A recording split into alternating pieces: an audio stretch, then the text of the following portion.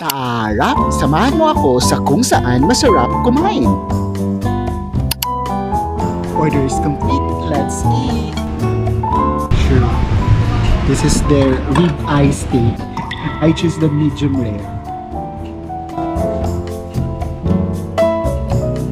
Sit back and relax. And today, pupunta tayo sa Capitolio Pasig to try Steak Lab Grill. Pagpasok mo lang, mafe-feel mo na ang good ambience dito sa Steak Lab Grill. Sobrang spacious at madami ang pwedeng ma-accommodate ng seating capacity nila dito. At kung ikaw ay mahilig pumirna, meron silang aesthetic na comfort room. O diba, saan ka pa?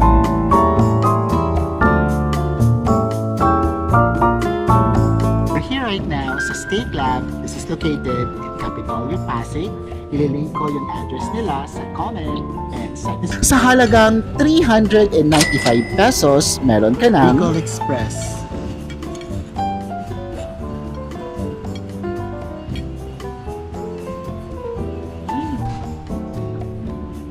Char. Sarap. Wow!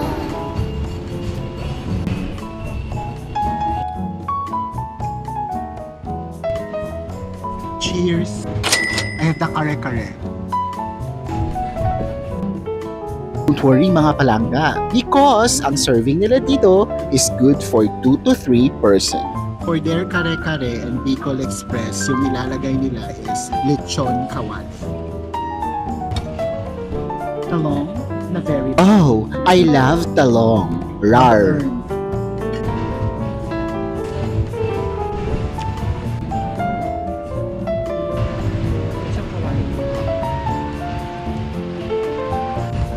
Ang sarap ng pansit na may kare-kare sauce.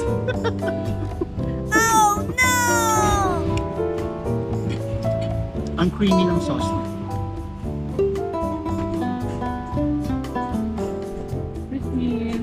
Pansit.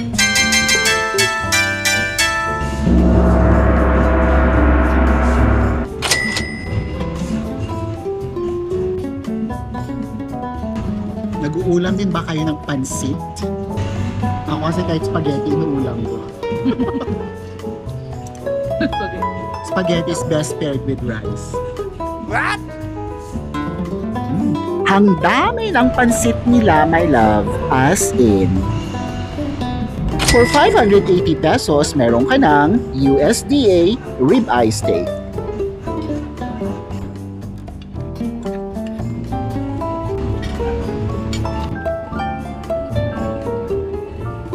Masarap ang steak nila. Muntik pa siyang ma-choke. Keme.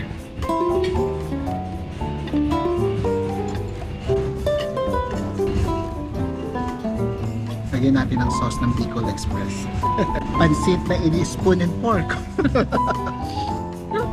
Yung spiciness is parang cheap lang. Hindi siya naglilinger na kagaya mo, hindi ka mahilig sa spicy na hindi mo na siya makain, di ba? Every ganun mo, yun lang yung hint ng spicy, hindi siya yung... Hindi agad. Oo. Very good. Sinong chef dito? Kakausapin ko. Char! Ano? Sinong chef dito? Kakausapin ko. Chef? Kilala mo ba ako? May brand ako? Oo. Vlogger po ako. Meron akong 1 million followers. Charing. Oh no!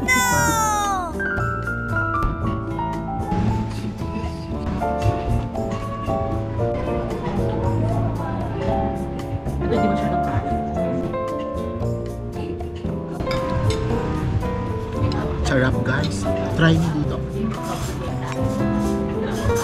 Dessert. Worth it yung price point at masarap yung food. Chef kiss. Nag-plan ako ng trip sa Baguio. Di ba yung Baguio pa ganito, tapos yung La Union nandito.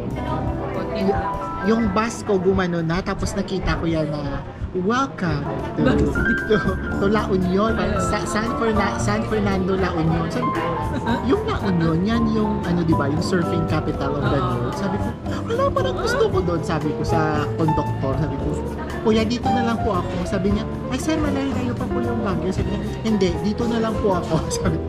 Sabi niya, bakit po? Sabi niya, nakita ko kasi yung LU eh. Sabi ko, dito na ako, parang mas masaya dito kumpara sa Baguio.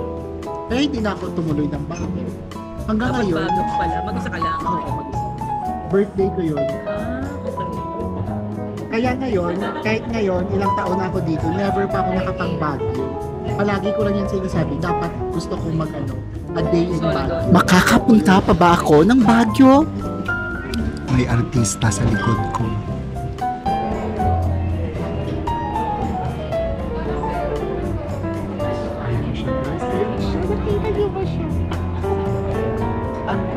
Hanggang dito na lang. Thank you so much for watching and I will see you on my next vlog.